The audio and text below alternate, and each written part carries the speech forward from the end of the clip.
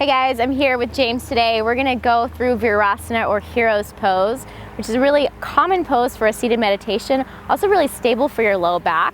So a little bit more comfortable for most people than a lotus pose if you're gonna sit for a long time.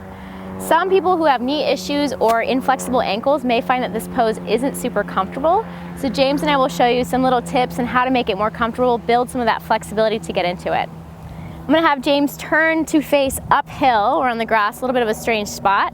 He's gonna start on his knees, bring his knees together, and then sit back on his heels. So this is one super simple variation.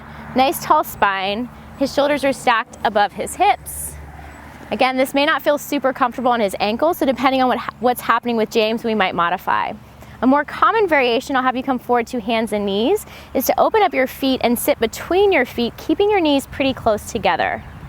This does require a little bit more flexibility in your ankles, so if this is not comfortable, feel free to come up and find that other variation. You might just start feeling it a little bit in your knees. That's a good stretch for your quads. So James can stay upright like this, or he can take it to a little bit further step by beginning to lay back onto his forearms, and then all the way onto his back. James is pretty flexible.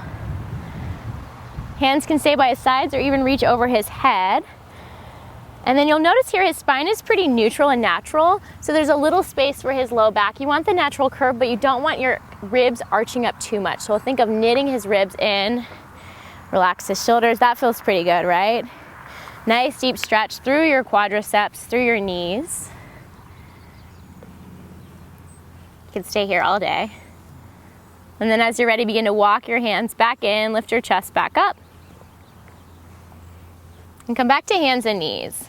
So for a lot of people, this is not accessible, which is totally fine, but an easy way to make it accessible is to grab a block, a towel, or a blanket, stick it between your feet. You can go long ways, either direction, probably on the lowest level, and just take a seat back.